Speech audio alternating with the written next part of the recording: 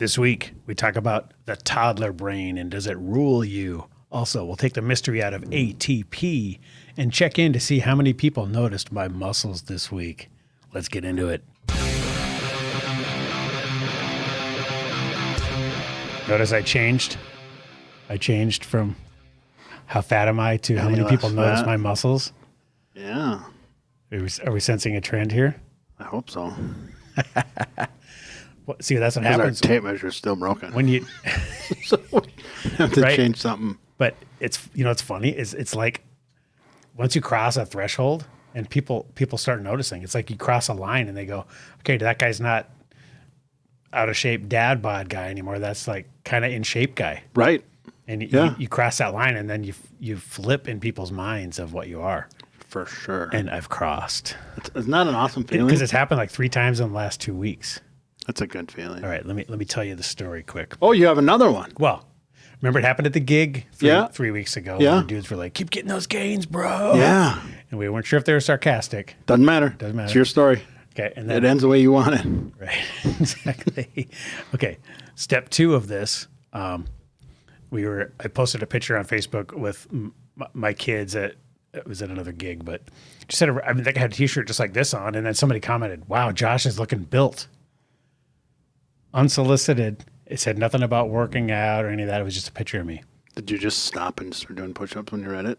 I just started jacking it. It's just such a good feeling. I thought it was so funny though. And it's funny because I'm looking at this objectively, like as I'm like hovering above my body. I'm not even internalizing this like as vanity. It's just all an experiment. So it's kind of interesting to see how it turned, so I'm viewing it as, right. It's just kind of interesting to see how people react. Like when I did I took a shirtless picture and I had people guess my body fat percentage. I'm just interesting to see what people think and how they perceive what you are. So it's kind of, I'm not even reaping the vanity and the vainness that I should out of this. Sure. But so that's okay. I got to start doing that. Yeah. But I will say this, whatever it takes for you to get healthy, because the end result, if vanity gets you there and the end result is being healthy, then who cares? Yeah. Then use that if that's what you need. Some people will be like, oh, it's a short-term motivator. You don't know. Yeah, maybe. But once they get there, if that's the short-term motivation, but it gets them and they stay there, exactly. Who gives a shit? Well, and then once you're like in shape and fit and people notice, you don't want to all of a sudden be like, if they see you again and you got a big beer gut. Well, that didn't last. What happened, dude? Is the movie over? Or they walk up and they look, their eyes go from your eyes to your gut and they go, ooh. You can see it on their face. Yep. Yeah. You don't want that. So I think that would motivate a lot of people to, stay on track. And I couldn't tell you how many people that I talked to that have lost a ton of weight or got in shape or changed their composition and said, I ain't ever going back. Right. Yeah. Yeah. What's that old saying that nothing tastes as good as being skinny feels? Right. Or whatever. Yeah. They changed the saying to being fit feels, but right. And that's how, I suppose skinny could be super unhealthy. Right. But yeah, I think that's so true. And it's 100% true. It ties into our subject this week of delayed gratification and the toddler brain and impatience and all that stuff. It ties into that because are you willing to delay gratification for long-term success? So we're going to get deep into that. So it is anecdotally, it's fun to see these things happen and be the recipient of this stuff. So I feel you. I've been there. You've been there. It feels good. We're living it live now. So yep. I'm a human experiment. The next step in your evolution to self-actualization. Well, wait, let me guess. Is it kicking sand and skinny weaklings at the beach right in their face? Nah, maybe. That's a side benefit. No, it's when complete strangers who have never seen you before go, oh, you must work out. Yes. You know what? I've that's never happened to me yet. And like maybe once I reach the next level, it will. Yep. But I have done that. Right. Yeah. Because I've been in Mexico and there was a dude in the hot tub that was just freaking jacked. Yep. I just slid right up to him, Yep. got real close. No. Yeah. Just- And you're like, No, this guy's like, this ain't that kind of hotel. but you're like, and I was thinking to myself, there's no way for me to bring this up unawkwardly. Yeah. That's where you just, But I know swallow your now, words. sort of being into fitness now for a few months, I know that guy would love me to ask him that. For sure. So looking back, I was glad I did because I'm sure he didn't care. Obviously, he loved it. Or he would have loved talking about it. And because guys that are that jacked, by definition, you have to be so into it that you love talking about it. Right. Because there's no way you accidentally just got that jacked. No. Nobody accidentally gets On purpose with 100% effort, like for a lot of years. Oh, absolutely. So it's just like seeing an insane guitar player, and if you say, "Dude, like, let's talk about guitar for a while," they're gonna be like, "Hell yeah," because they're obsessed with it, Right. Because they had to be Yeah. to get to that level. Yeah. What's that Malcolm Gladwell book, Outliers, where he talks about 10,000 hours Oh, yeah. it takes to get your, be an expert in your craft or whatever. Yep. So if you see a guy that's just ripped in the hot tub, he put those 10,000 hours in getting there. So chances are he's as obsessed as you might be and would love. And if you would have brought it up, he would have slid over next to you right. and said, "Let me tell you about it." But I just didn't know enough to ask him intelligent questions, other than like, "You must work out, huh?" That kind of stuff. But now it'd be like, "What's your programming? Right. What kind of nutrition do you do?" Yep. That kind of all the intelligent, semi-intelligent questions. Dude, what's that I your would ask not so now. secret? Exactly. Yep. So good stuff. All right. Well, speaking of that, I saw. Well, actually, you posted this meme. Let's get into this here. Now, this is talking about being fat phobic versus muscle centric. And you said something like this is right on, or Oh, yeah. this nails it, or whatever. A home run. And this is kind of talking about mentally how you should look at fitness. Whether Right. you want to demonize fat and try to get rid of fat versus focusing on building muscle, and what the benefits and cons of focusing on each one. Well, if you and each do approach if you is. just look at the titles of both columns, if you do the right, the left just happens. Exactly. Yep. So just for the listeners, it says fat phobic is one column, and it says focusing on adipose tissue, symptom based. Narrative is around restriction, problem focused, and disempowering, versus muscle centric, which is focuses on muscle tissue, root cause based. Narrative is around macronutrient correction, solution focused, and empowering. And I like this because mindset wise, it basically says instead of trying to get rid of fat or destroy fat Let's just add a bunch of shit ton of muscle. right, it's like let's Push the grow fat this, out. grow, positive. It's just a positive mindset Yep. versus a negative mindset, and I think that's Well, something. it trains your brain to, it trains your brain to. It doesn't train your brain. It says you're going to go down this path. You're going to go on this journey, and we're just going to add stuff. We're not going to take away. We're Because gonna try every to grow, we're going to try to gain. And yeah, grow. because every person I've ever talked to about nutrition is like, all right, let me have it. What can I eat? right, What are you going to take away from me? restriction, yeah, Right away, they're just waiting for that shoe to drop, and for me to take away. And that's why I add veggies. Right. And they're floored. For at least 2 weeks, we do nothing other than add vegetables. right. And by definition, if you're adding enough of the right stuff, there won't be enough room for the bad things, and they get restricted automatically. But you're not focusing on restricting them. And that's what that says. Right. I like that. Right. And if you focus on growing muscle and getting stronger and, progressive overload, you're not focusing on reduction and restriction and being disempowered. So just mentally, it's a nice way to look at it. So I like that. Speaking of, this is a little squirrely, but I think we've learned in the last 7 months that I don't give a shit. So, you know how carnivores are always like, vegetables are pointless. They're toxic. There's no point in them. That you don't need them, blah, blah, blah. I was listening to a podcast early this morning, I went for a run, and I was listening to a podcast, and the guy said,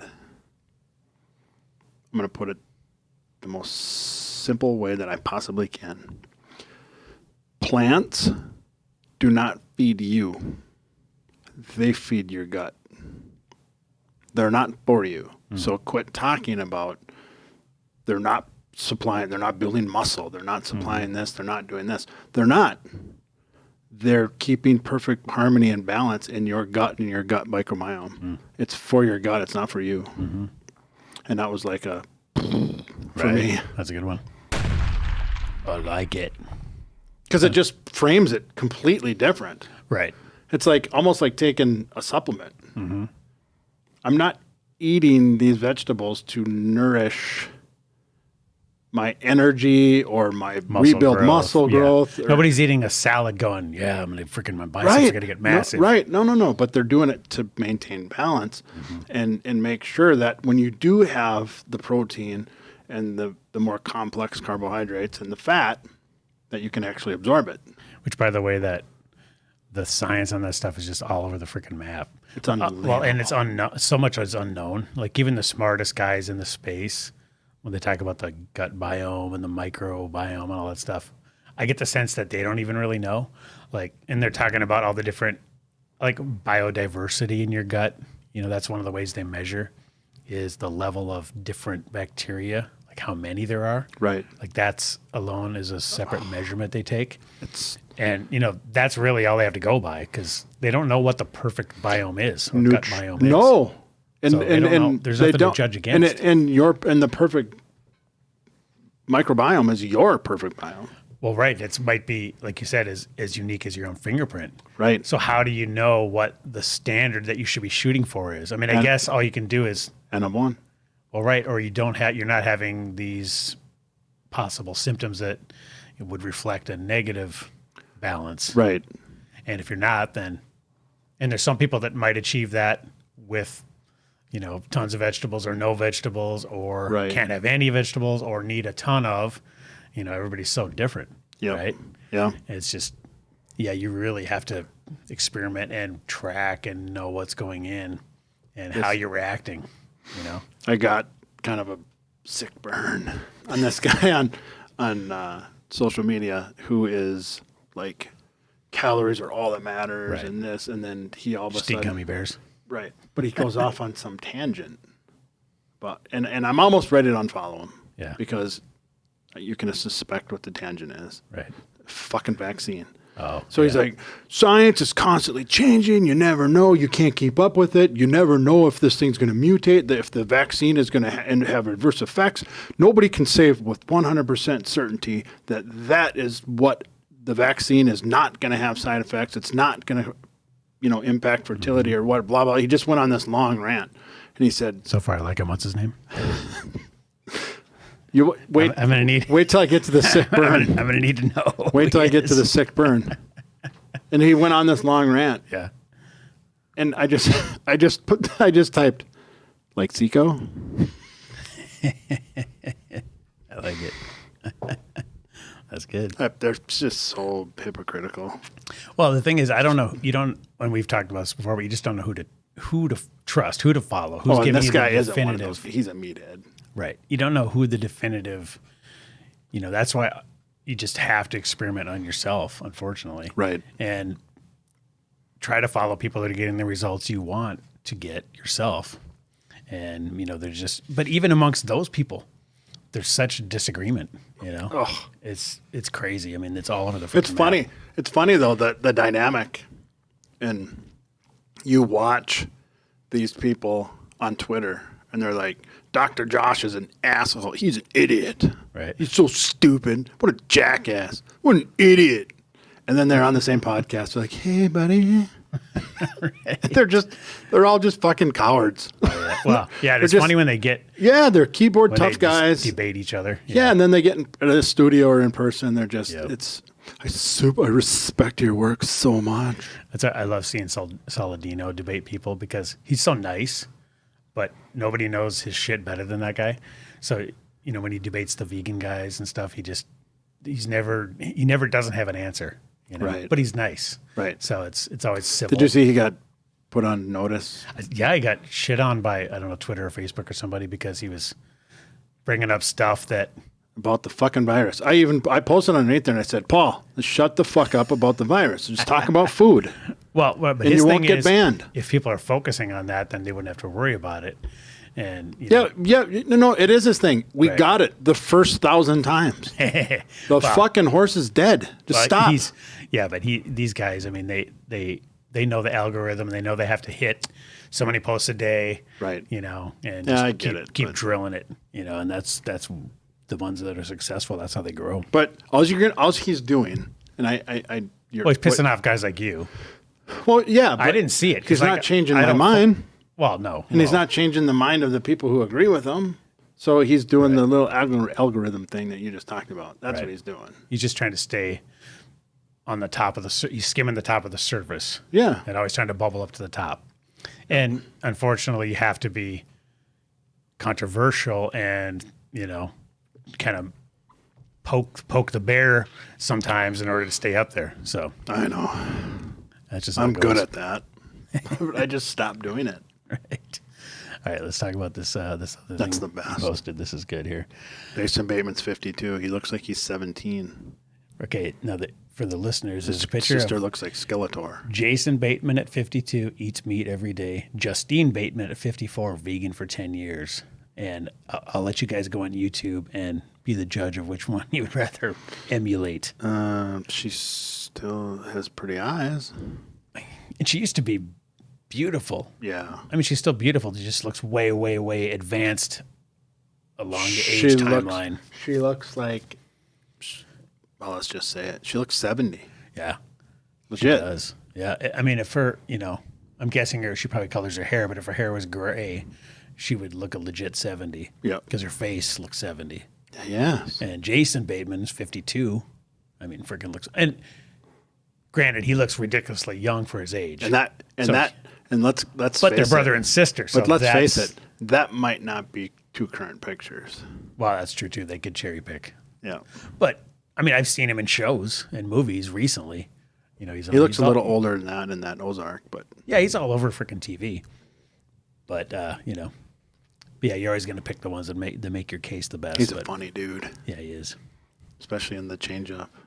Oh, That movie made me cry. I was laughing so hard. That's good shit. So, you know, there's lots of these examples of vegans looking super ridiculously old. In fact, we're going to do a reaction video to some vegan malnourishment later on. Watch for that. Oh, I watched a reaction video that Baker did. Oh, of yeah? The vegans that were just like on their deathbed. They're like, I'm so healthy. Look at me, I'm healthy. And that I could have snapped that one dude's arm with my hand. Right. Yeah, the lack of muscle tone is It's frightening. everywhere with those guys. What are you going to buy for 19 pounds? Oh, okay. This is funny. Remember how we saw the vegan bike? Oh, yeah. This is a vegan pan.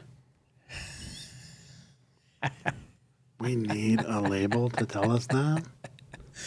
This shit just makes me laugh. I don't even have a problem with it because, you know, corporations are going to do whatever the hell they think is trendy and popular. And if it said, you know, There's going to be a mass YouTube. There's going to be a internet sensation of people destroying their old pans. These non-vegan pans. for the people that are listening, it's the world's friendliest plant-based non-stick frying pan.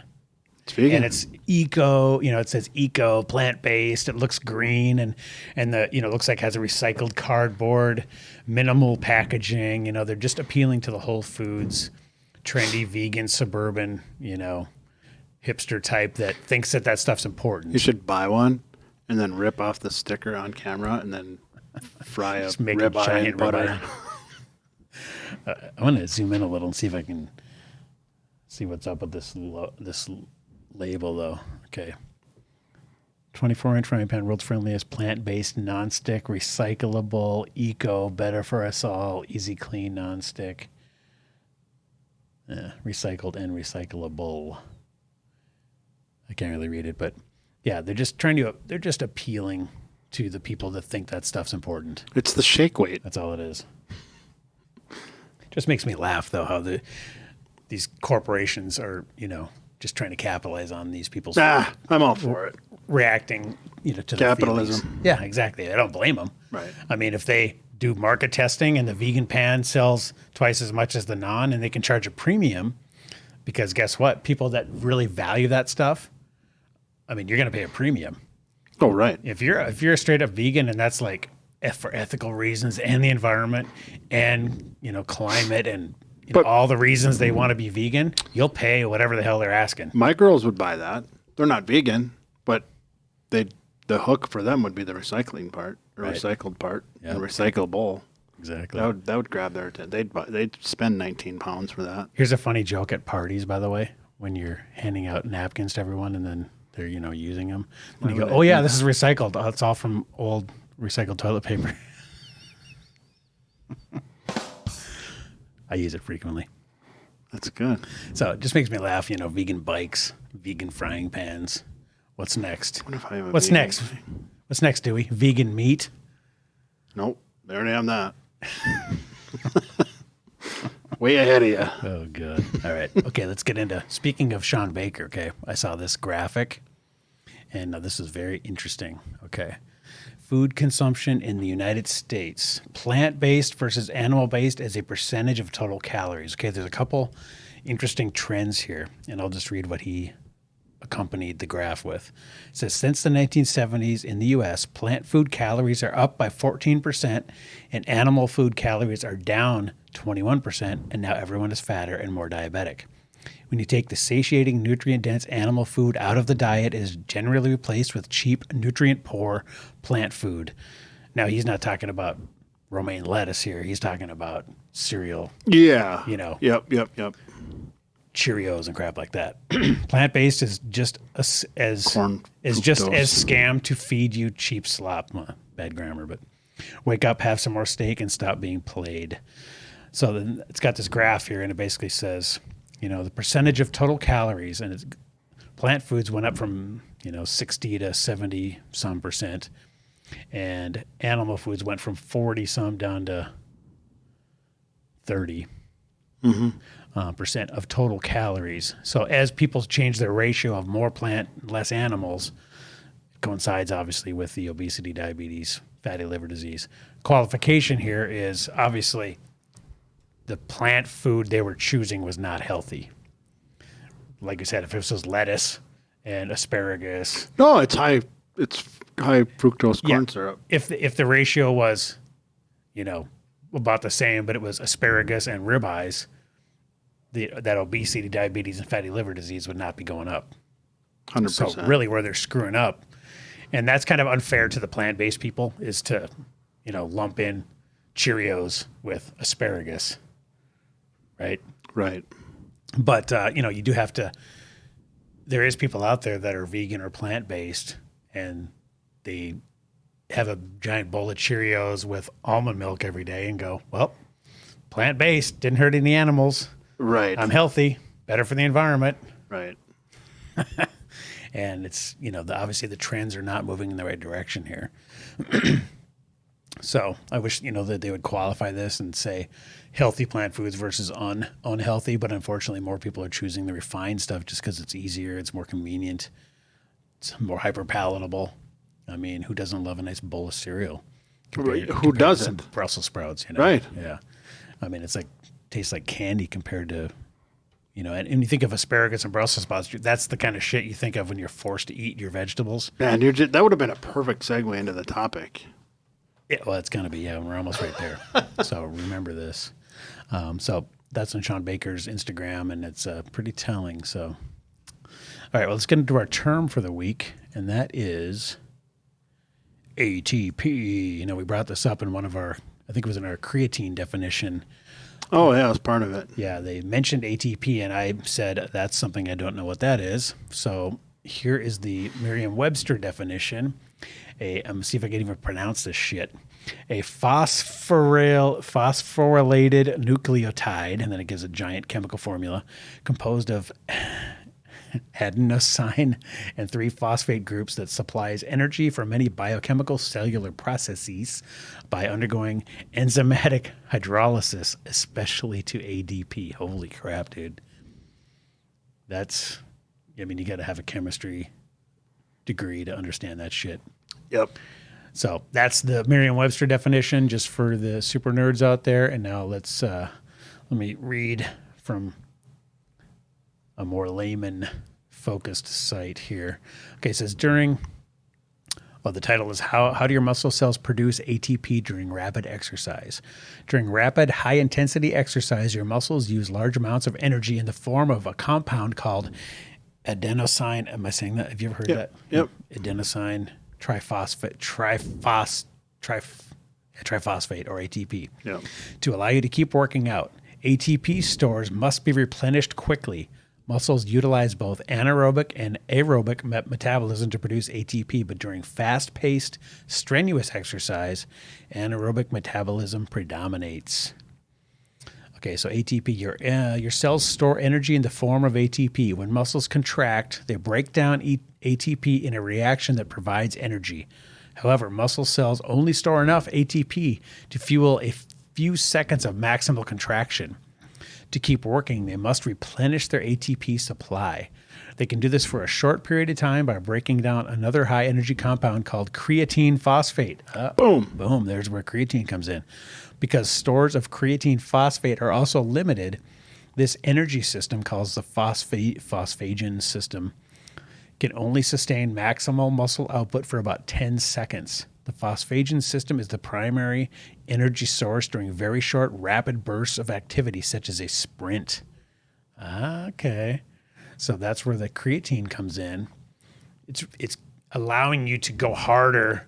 Longer. Yep. Okay. And therefore, muscles time under tension is longer and you work out more. Breaking down, and that's why you can get better gains on creatine. Yep, and go harder and longer. Speaking of, have you started it yet? No, but I'm trying to be 100% natty, bro. Oh, it is natural. Your body makes it. Okay. Yes.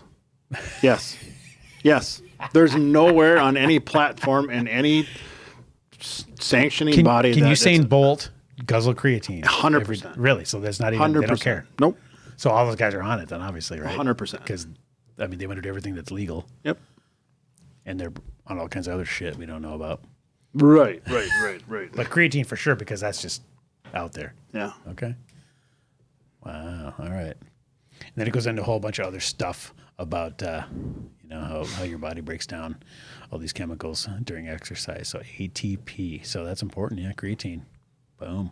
For the win again. Break that. What's that? So far, you haven't said anything negative about creatine except for that it makes your scale number go up a little. Oh, yeah. Yep. I cycled off of it when I got back from Colorado. And yeah. The scale number went down? Yep. Okay. I just wanted to make sure. I mean, I knew that's what it was, but yeah. And really, the scale number doesn't honestly matter as long as you know. It matters when I'm trying to train for running events. Oh, because being heavy and running fucking sucks. Yeah, right. It really does. It's half that shit problem I have with my calf is it's just I'm heavy. Right. And running and heavy don't mix. It's like that old. Right. It's like that old meme that says, "Running's not hard on your knees. Being fat is hard on your knees." Right. Well, think about it. The amount of work your legs and cardiovascular system have to do, it's like the difference between lifting a 20-pound dumbbell and a 40-pound dumbbell. Well, it's like wearing one of those tactical vests. Right. Exactly. Just throwing one of those on. How much harder is running? Yeah. A lot. Yep. I guess the only way you could counteract is if you had giant leg muscles and no upper body. Right. You'd be I'm the opposite. Perfect sprinter. I'm literally the opposite of that description. Yep. Yeah, exactly. You're huge above the waist and really tiny below the waist. Chicken. Yep. What happened to the rest of the chicken? All right. Okay, guys, let's get into our topic for Z Week. Now, this is like totally taking my whole shit and flipping it upside down. It really is, dude. Okay, we're talking about the toddler brain here. Now, you brought up this topic. You wanted to talk about it. Yeah. What triggered it? I What made you think about this? What do you think? Podcast. Okay. I thought maybe you had an experience with someone or you're trying to train somebody. And No, I had heard of it, but I had never really took the time to understand it and make the correlate between life and the toddler brain in your day-to-day life and the toddler brain and nutrition. Right. And dude, it's deep shit. It's heavy. And I used to think we thought it. Like, go back to episode 1 or 2. You're overeating. It's not your fault. Not so fast. And maybe it still isn't, because that's the underdeveloped. You're still in the toddler brain. But I tell you what, when you frame it, maybe this is a conversation for at the end of after we go through what toddler brain is. But when you become aware that that's a thing, it completely changes how you make decisions and how you approach stuff. So it has for me. Right.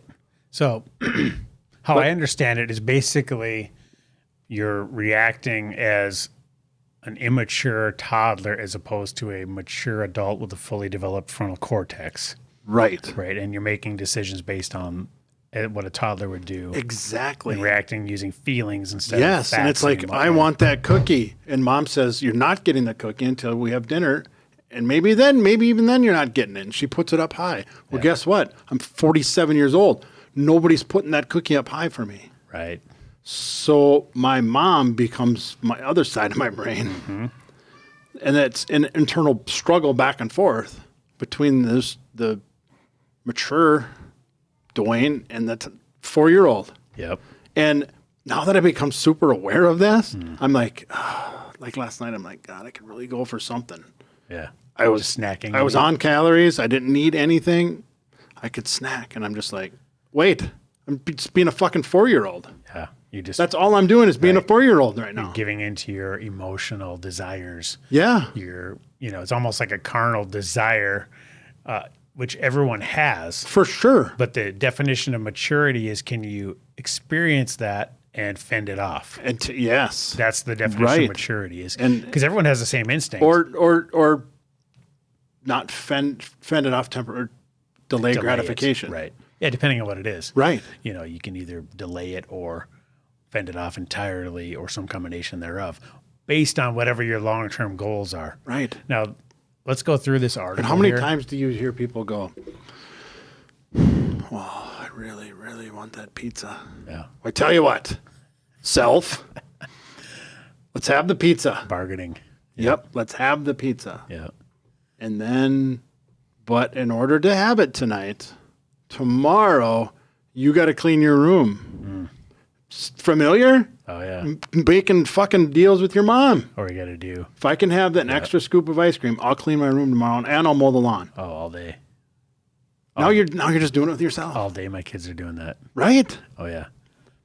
Yeah, it's funny because I had this, not argument, but discussion with my wife regarding nutrition, right? Because when I got all, radicalized right into low carb and just all of a sudden I started seeing the complete shittiness of the diet everywhere and the food sources that my kids were being given everywhere, like at school. And I mean, they literally give them like, goldfish crackers and Pop-Tarts and Rice Krispie treats. I mean, the stuff they give you at school is the worst shit. It is. It's not healthy by any stretch. Hey, Michelle Obama tried to tell you. You weren't listening because she didn't have sleeves.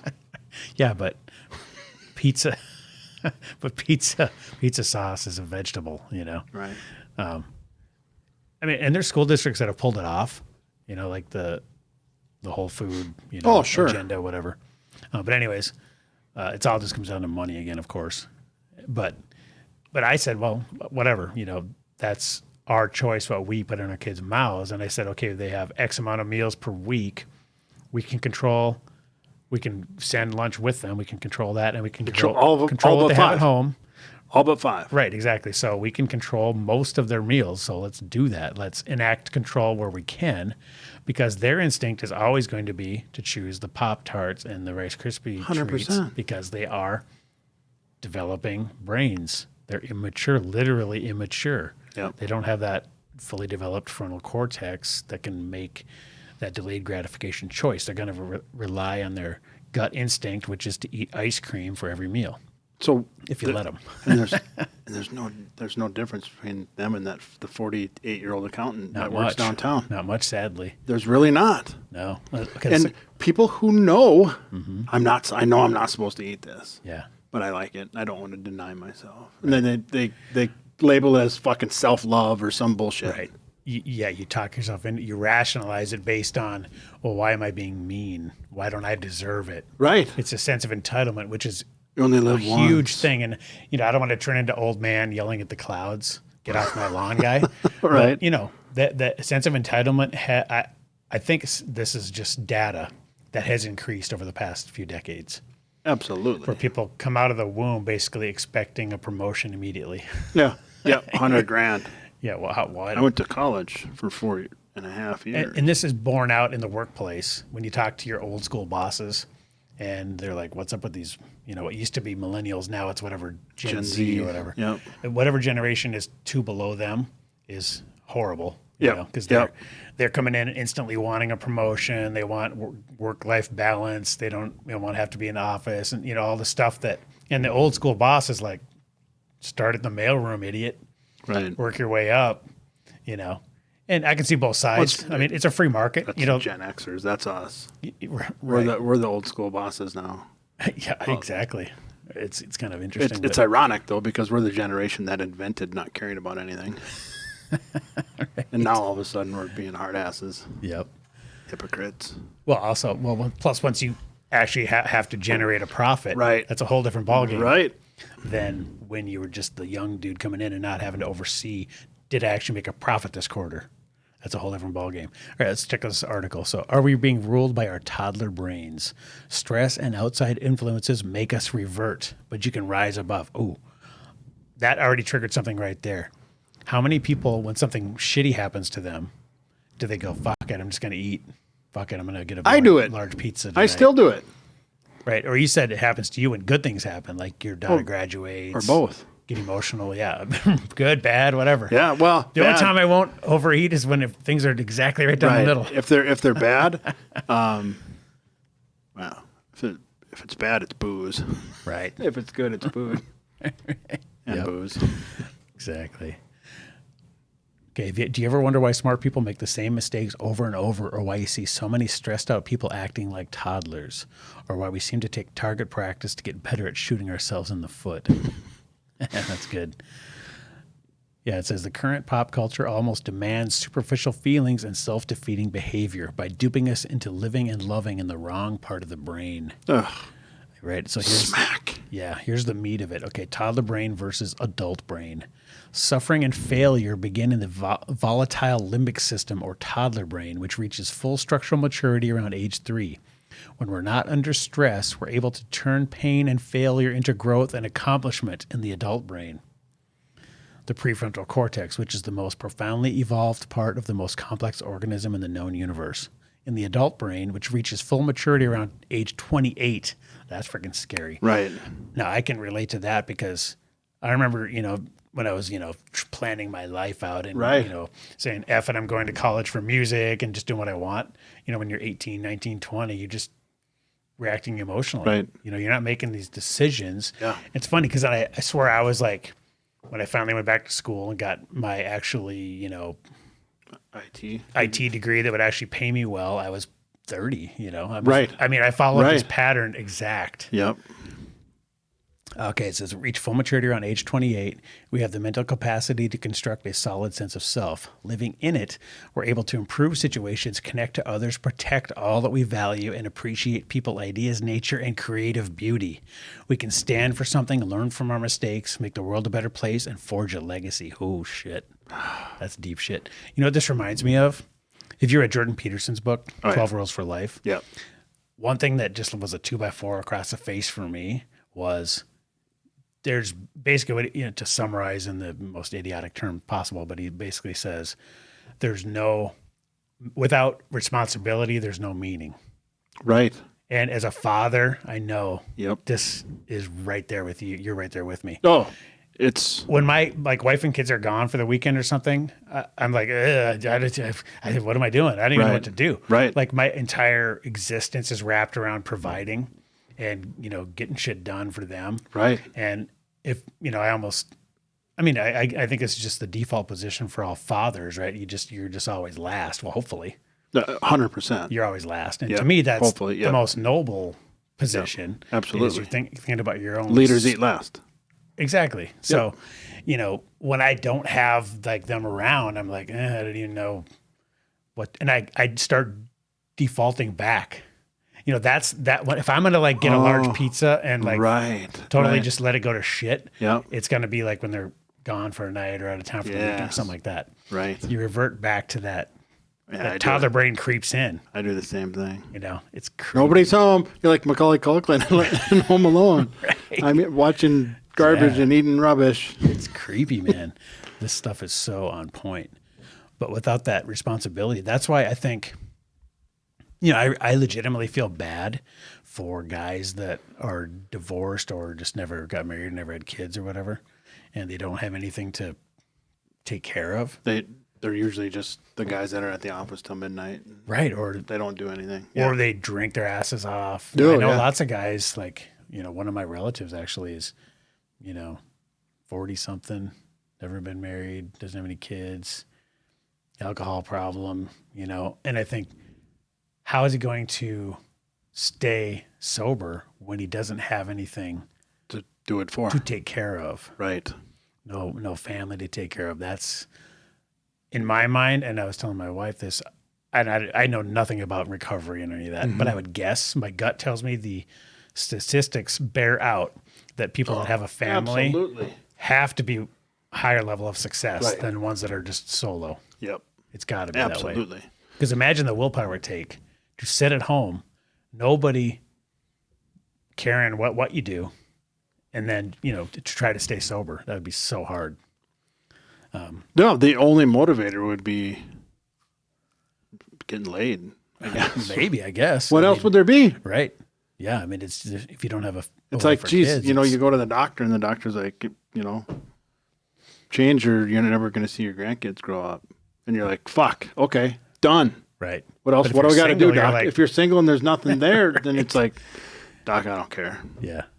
That's I'm tough. I'm gonna eat. Without responsibility, it's hard to have meaning. And that's Yep. that's all in that Jordan Peterson 12 Rules for Life book. So that made me think of this. Yeah, it's a good listen. yeah. I like to put that on when I run or ruck. Okay, now what he says here is when we retreat to the toddler brain under stress, we create conflict and almost invariably act out self-defeating behavior. In the adult brain, we create value, meaning, and purpose. So, here's another piece of this too. And here's the old man yelling at the clouds, get off my lawn side of me. When you think about kids and people raising their kids to never feel any strife or pain or difficulty. Have you seen this in fellow parents? Yep. Where they don't want their kids to ever experience They're- anything they're- difficult. They're called snowplow parents. Well, where they're just clearing the way in every front. way. Yep. Now, and this is hard because who wants to see their kids suffer? Raise your hand if you want to see your kids suffer. I mean, no one does. No. There's No a one. balancing Your act. instinct is you never want to see your kids suffer. But here's a couple examples. My wife had a friend. We were playing Trivial Pursuit Junior, okay, with a couple kids that were in the age for Trivial Pursuit Junior. Mm-hmm. I was 30 at the time or whatever. Of course, I'm going to beat them at Trivial Pursuit Junior Right. because I'm 30 and they're 11. Right. And I know more. Yeah.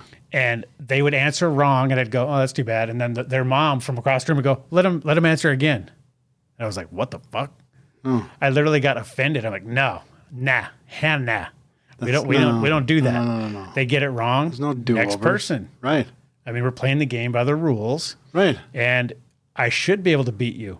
And as you get smarter and I get older and dumber, eventually you'll crush me. Right. And that's the natural order of things. Another example, my cousin my nephew, okay, Lucas, if you're listening, I just saw him this last weekend. He's 15 now, but when he was maybe 12, I could beat him in one-on-one in basketball, barely.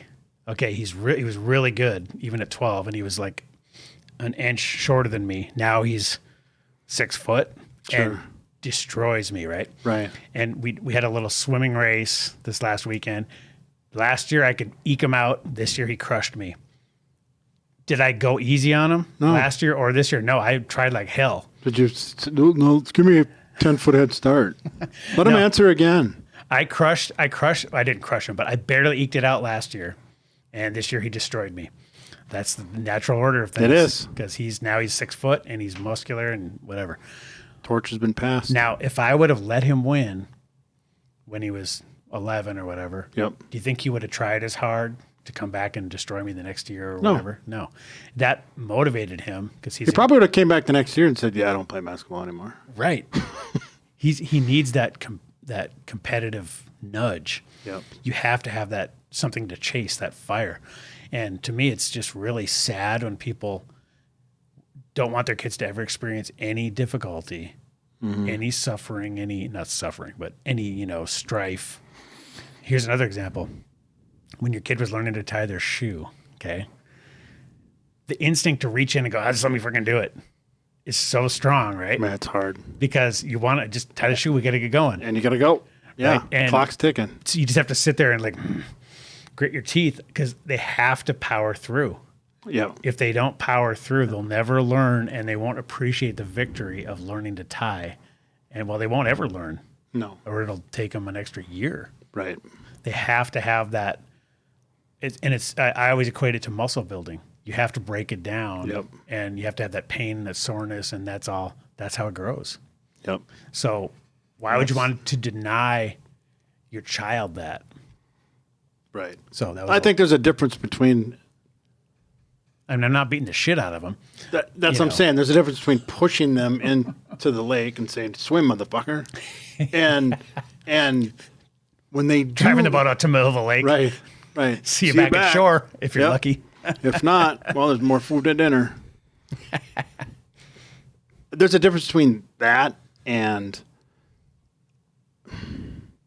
I would do anything, but it's okay to let them punch their way out of something that they get into. Mm-hmm. Right. You don't have to go out of your way to put them into predicaments. They're going to do it anyways. Yep. So I think it's okay to let them punch their way out. You got to let them figure it out. But at the same time, if it's heavy and it could really impact them long term, that's where I become a little more snowplow helicopter, where I'll be like, all right, I got your back.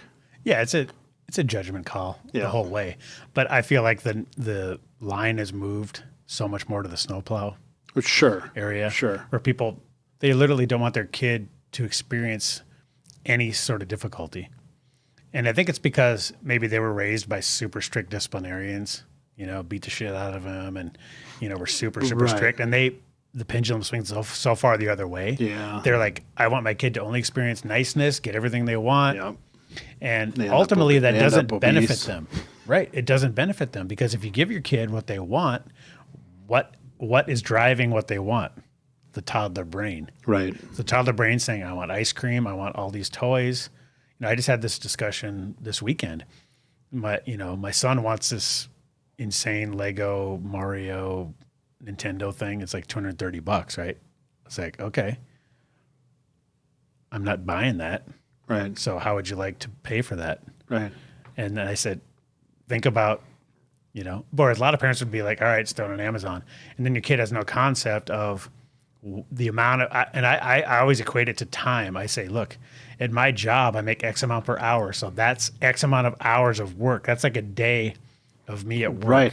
to buy that one item. Right. So how would you like to earn that money? And then let him figure it out. Oh, Yeah. I could babysit, I could mow lawns, I could whatever. Yeah. Okay, get a plan.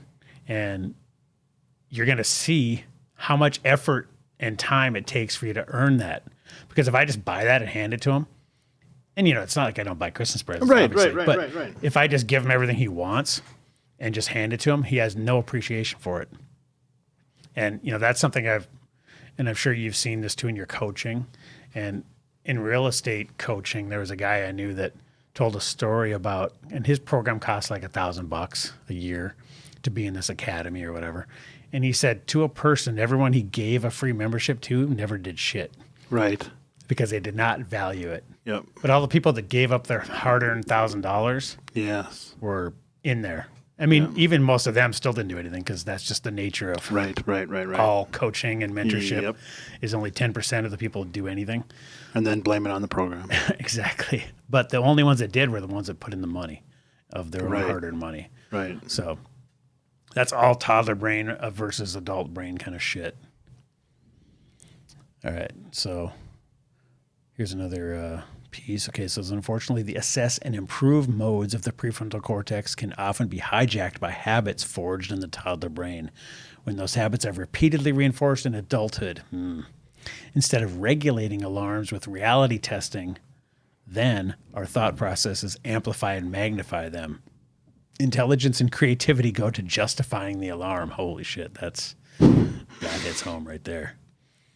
I mean, you think you're not creative? Start thinking of ways you can justify eating that pizza, right? Yep. All of a sudden, you're freaking Stephen King coming up with scripts. Oh, absolutely. Wait a second. I took the stairs on Thursday of last week. Yep. What was I thinking? All of a sudden, you got the whole movie scripted out of how you can get to the pizza. Yep. Oh, wow. And I think, and like I said when we were just getting started on the topic, is I think when people will hear this and say, okay, so I got a toddler brain. So then what? That's it. Just recognize it. The awareness Yep. is its own thing. I mean, Yes. it's most of the battle. Right. And what do they always say? Like the first step to correcting something is admitting it. Admitting there's a problem. Right. And that's it. I mean, it says most of these self-defeating emotional habits were initially formed in toddlerhood, but they would do little damage were they not so vigorously maintained by cultural reinforcement. When pop culture promotes living and loving in the wrong part of the brain, we can hardly escape ubiquitous toddler dialogues of mine and no. Politicians, oh boy, here we go, for example, often speak like stubborn toddlers overstimulated by a 24-hour news cycle. They and others seem to surround us with power struggles, overreactions, temper tantrums, and resentful pouting, to which we either respond with powerless frustration or worse, by reacting in kind. Right. Okay, many factors contribute to the culture of toddlerhood, chief among them, oh boy, here we go. Number one, entitlement. And in parentheses, an ever-expanding perception of rights and demands. Oh, that's so good. Like we were talking about the employees that come in. Well, here's another example. Okay. We just got sued in our house flipping business by a buyer, okay? We just had mediation. The case is over with. Now he's settled. But the amount of entitlement I've seen in buyers is ridiculous. Okay. Because in real estate, when you buy a house, there's a thing called caveat emptor, which means buyer beware, which means when the title transfers over, that is your house now. It's over. If it falls over the next day, Tough shit. tough shit. Yep. You bought the house. But we've been sued twice that actually got served papers because something went wrong with the house. We sold somebody. Unbeknownst to us, I mean, we're talking, It passed inspection, so what the hell? Once it gets past the closing table, you've had your chance to object to any problems. Right. If you didn't find a problem by then, you're not entitled to shit. Right. Well, we still had to pay a lawyer to defend us, and we're out a bunch of thousands because somebody thinks, well, they screwed me. I bought a lemon of a house. Well, They knew that the furnace was going to go out. every house is full of systems that have a lifespan, and you're part of the way through that lifespan the day you bought it. Right. It's just a question of how close you are to the end. Right. Every furnace lasts 15, 20 years. Every roof lasts 20 to 25 years, whatever. How far are you close to the end of that lifespan? Sometimes things die early, especially now in the world of planned obsolescence. Right. Which is a whole nother thing. Like when you buy new appliances, I mean, shit. Yeah, it's designed. They are designed to be replaced every 5 to 7 years. Yes. And if it didn't, that stove would cost $30,000. Right. But if you have if anybody still has a 70s fridge, it's still rocking. Well, for sure. Because back then they lasted freaking forever. You can hear it. I saw Can't fall a asleep. meme the other day that said, 2020 appliance dies in 5 years. 1970s fridge. I am beyond time. I will outlive you and all your relatives. I am time itself. But anyways, funny. the sense of entitlement, I just don't get every house I've bought, and I've bought a bunch. If anything goes wrong, I just go, that sucks. Right. But do I ever think of going back to the seller and going, you screwed me? No, because it's pointless. I had my chance to inspect the house and figure it out. When we sold our house, they weren't. The sense of entitlement was evident when they. You were the seller? Yes, but they went through. I mean, it wasn't after the closing table; it was before. It was the final inspection. Oh, sure. When we were all final the way, walkthrough. We were all the way out, and they were nitpicking. But there's a hole in this wall. What happened was, we had. It was a smaller house, older house, 1979. Yeah. And I remodeled the entire inside, and it looked nice. And Mel does a phenomenal job at staging and decorating, and we had nice furniture, we had nice stuff. Yep. But in a smaller, older home that was remodeled. Yep. Well, we just happened to have nicer stuff than they did. So when it wasn't staged, all your good stuff was gone, and they walked in, they're like, "Ugh, this isn't the house we bought." It doesn't look like a magazine anymore. Right. So. Fortunately, their realtor was like, "Sorry, honey, that's not how it works." How dumb are you, though, to think that the furniture comes with or something, or to not tell that's... How are you not able to just block out the furniture and see the house for what it is? Right. I mean, and that does, boy, we're really getting off track here, but that does really prove how important staging is. Right. When you're selling a house. Right. So, right. All right, let's get back into this article here. So yeah, entitlement, boy, that's everywhere. And I could go off for an hour just on that. Okay. So number 2, self-obsession, the inability to see perspectives that go beyond our personal experience. Oh, this is so huge. I don't want to say I'm good at this, but people who struggle with that have the ability. They just don't want to. Right. They don't think they have to. Right. And 2, 3, 4, 5, 6, all of it comes back to this whole self-love bullshit movement. Mm-hmm. And I'm just going to do whatever makes me feel good. Right. Feelings. Yep. Feelings are and the it focus. Doesn't matter how it affects anyone else, as long as or I whether it's love good for yourself, or if it's good for yourself, right? As long as I am happy and I love myself, as long as I feel good in the moment, right? In the moment, right?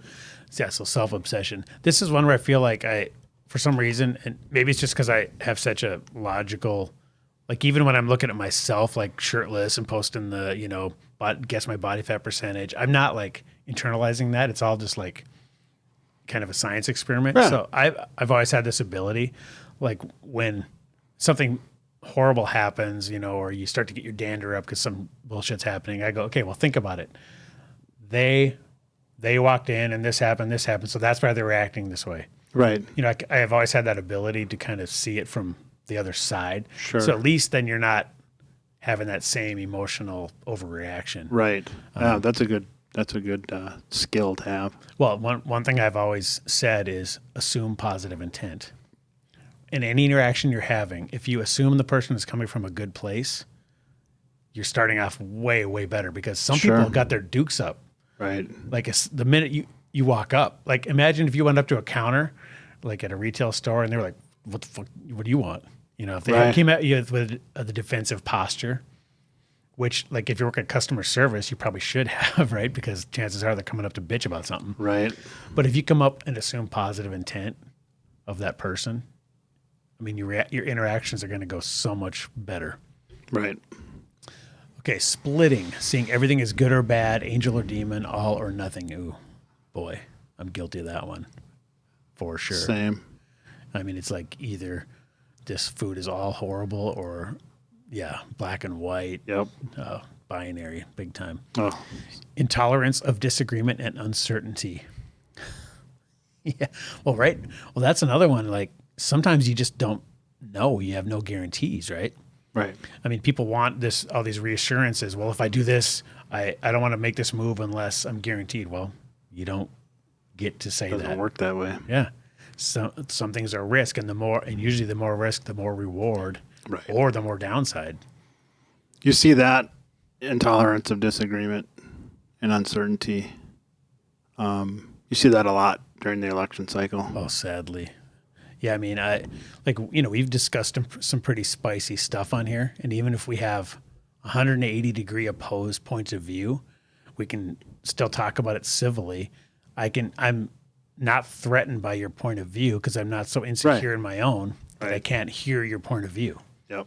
And I wish people were like that, because just the unwillingness to hear the other side is just silly to me. Here's one you just pointed out: the elevation of feelings over values. That is huge. Right. That's so huge.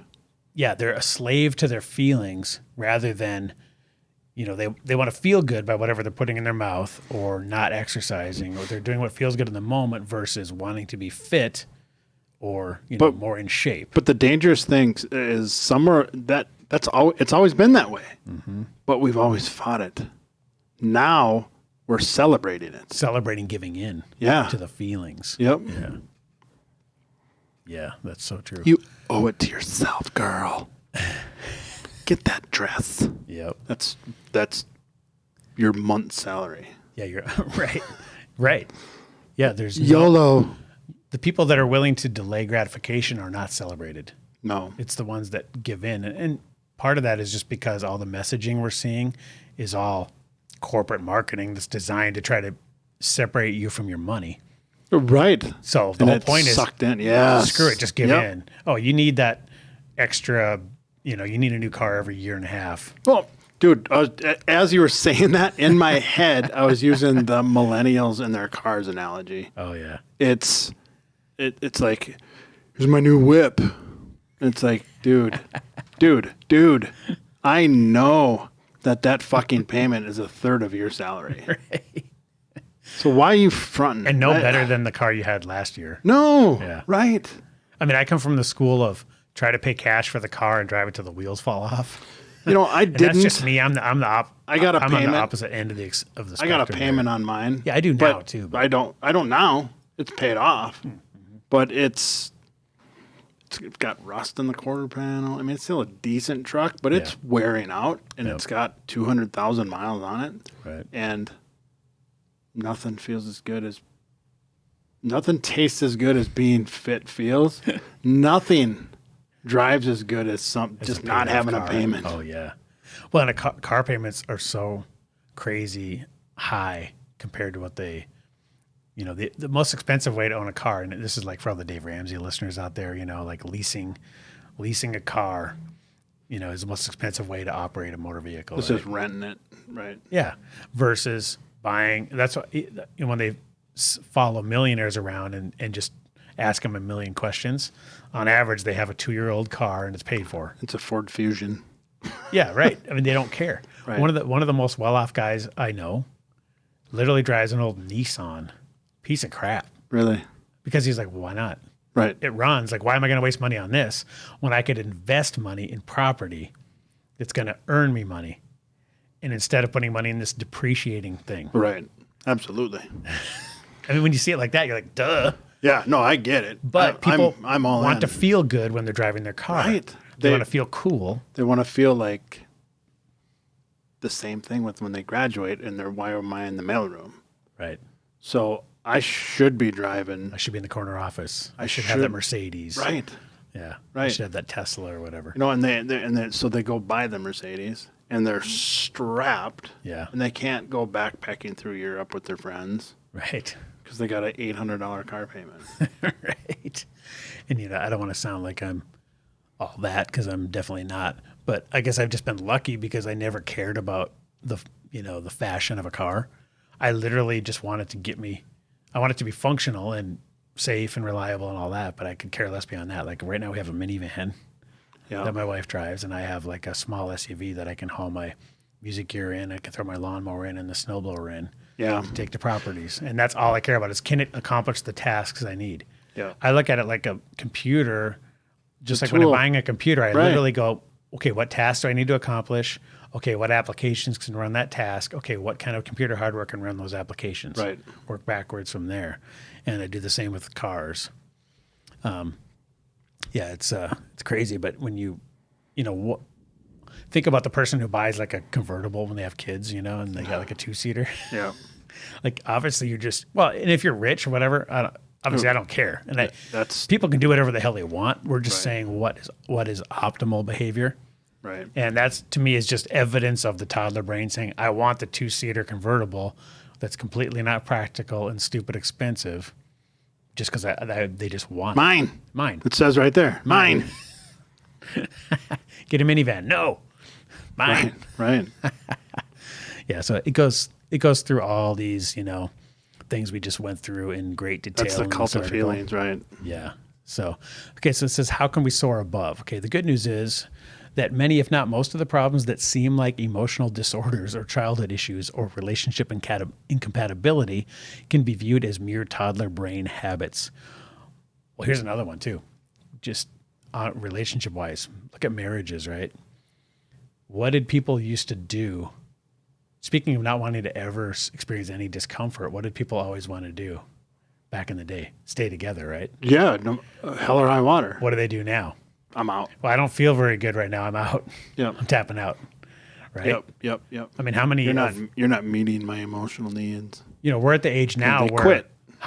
What percentage of your friends are divorced? Actually, very few, but I'm an anomaly. You're an outlier. It's most of the people in my age group a lot of them are divorced. Sure. Like if I go to my high school reunion, there's going to be probably at least 50%, I would say. Statistically speaking, that would add up By now, because it's been 30 years. Well, I shouldn't rephrase. You should rephrase the question. At our age, the question should be, how many of your friends have been divorced? Right. Well, right. At least they once. might be remarried by Right. now. Yeah, exactly. But yeah, people, used to, and I'm not saying stay together if your husband beats the shit out of you or whatever. I'm not, Right. Obviously not that, but people, I feel like they used to stick it out more. Yeah. Work. They'd go through tougher times and stick it out. Whereas now they're at the first sign of discomfort, they're like, I'm out of here. I don't. Well, it's when It's for me. I need time for me. I need to work on myself. they're selfish as fuck. Right. And it used to be where death do us part actually meant that. Right. Not until until I get butthurt, Exactly. do we part. Till I get butthurt till we part. Those are good vows. That's good. All right. Well, that's the toddler brain. I mean, I think we went pretty. It's so fascinating, and I'm just getting started.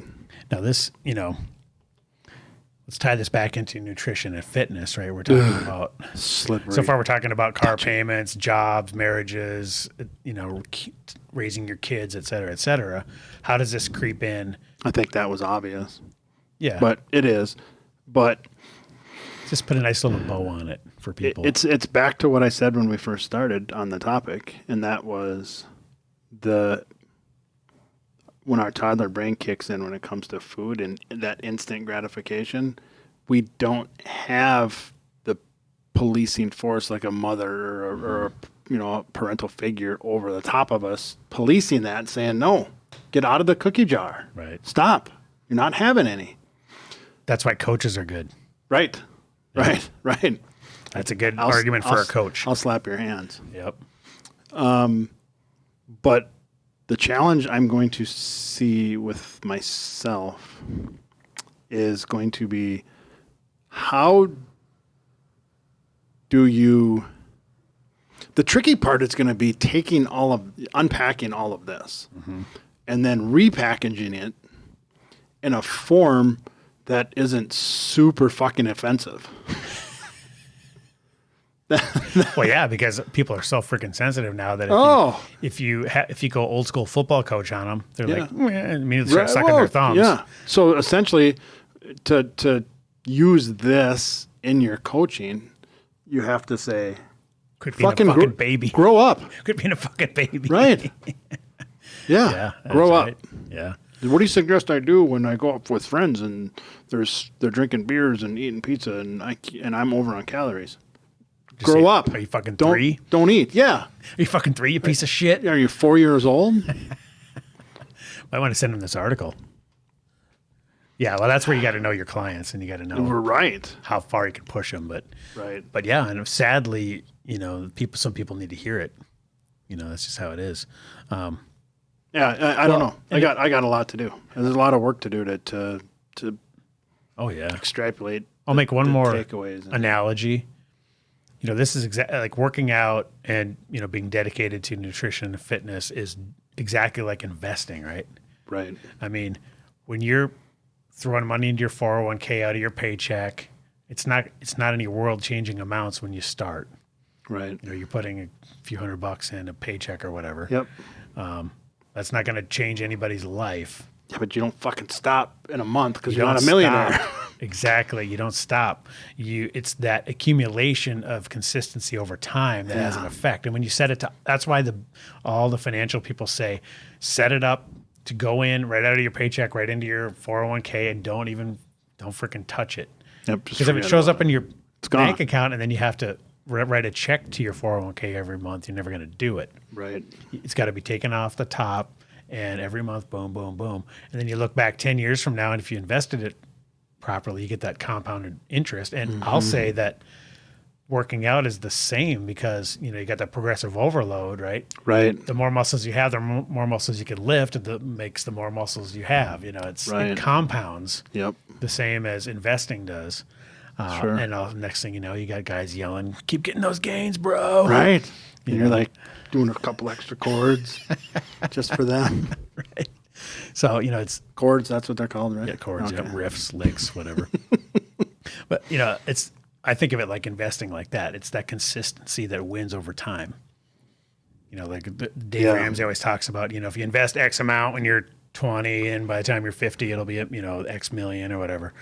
Yeah, $300. Assuming a bunch of, you know, factors that You started with, like, what was it, $300 a month? Something like that, when you're yeah. 25 or something. 2 million or something if you get X amount of return per year. But there's a lot of assumptions there. But the theory is the same. And, you know, I think you can apply that. You know, is one workout going to make you ripped? No. Is you know, a week or a month, even a month of working out going to make your muscles big? No. Even It takes years. 6 months of eating right Yeah. and crushing at the gym isn't going to turn you into a fucking fitness model. No. It's just not. That's one of the most eye-opening, saddest realizations I had. Because I literally thought, like, if you just hit everything hard for 6 months, boom, you could do that. I mean, you can make a big difference. Huge. But trying to put on, I mean, I think you could really get lean in that That's time. easy. That's easy. But putting muscle on is so slow. Time-wise, that's the easy part, Right. is leaning out. But putting muscle on size is so years. slow. It's years. People say, well, I've been doing this diet program for like 3 months now, and I lost a lot right away, but now I'm kind of plateaued and even gained a little bit, but it's mostly muscle. In 3 months? Fuck it is. No, it's not. That's why all that, when we talked not about muscle. his Thor on steroids, that was all bullshit when, you know, Bradley Cooper saying I put on 40 pounds of muscle in 8 weeks. Yeah, no, he got fat. Yeah, it was all bullshit. Right. That's not possible. Right. And even with the most steroids and the most working out possible and the best diet, you only X amount is achievable. Right. And these guys are all bullshitting it. Well, because when he was in Afghanistan and he got grounded, they took his gun away, and he was pissed, and he was doing those deadlifts. Right. And he's like, "Urgh," in American Sniper. Yeah. And he had a big pooch. Right. So he didn't gain 40 pounds of muscle. No. he needs the ab circle or the thigh master or whatever. No, he needs the Hawaii chair. I need that for right here. And for those who don't know what we're talking about, we did a reaction video, so check out the YouTube channel for the worst, crazy, stupid fitness devices. Sitting on that goddamn Hawaii chair. Could you imagine? I'd drive you crazy. My fidgeting ass on that chair for over an hour. Yes. Have you, speaking of weird fitness devices, not to get completely on a tangent here to wrap things up, but have you noticed the people who have the treadmill desks? Have you seen those people? No. Oh, they annoy me. Like you'll be doing a Zoom call and all of a sudden you'll see a guy like doing this. Oh, he's walking You're while like, he's what sitting? what are you doing, bro? No, they're standing. Like they have a standing desk and they have a treadmill desk, but they're just walking the whole freaking time. And I don't know why that just annoys the shit out of me. Dude, you can turn your camera off. Look at me. That's the toddler brain. Yeah. To me, it was just a virtuous signal. Like I'm better than you. I work out all the time, 8 hours a day. That's toddler brain, dude. That's his equivalent of fucking running around in a Superman cape when guests come to visit. Yeah, exactly. All right, guys, we're going to wrap it up there. So make sure you send us emails, info@fitandfurious.com. You got topic ideas, you got questions, you got comments, you got criticisms, positive reinforcement. We'll take it all, baby. Make sure you watch on YouTube to check out the extra content and valuable visuals. Check us out anywhere audio podcasts are found. Please subscribe, rate, review, and share. Support the show at furiousmerch.com. People have been buying my Real Food Pyramid t-shirts lately. Really? I sold a few of those. Yeah. Nice. Yeah, so check those out. furiousmerch.com, and we will see you next week. On my treadmill desk. Everybody, look at me. Look at me. Look at me. I'm working out. I work out more than you.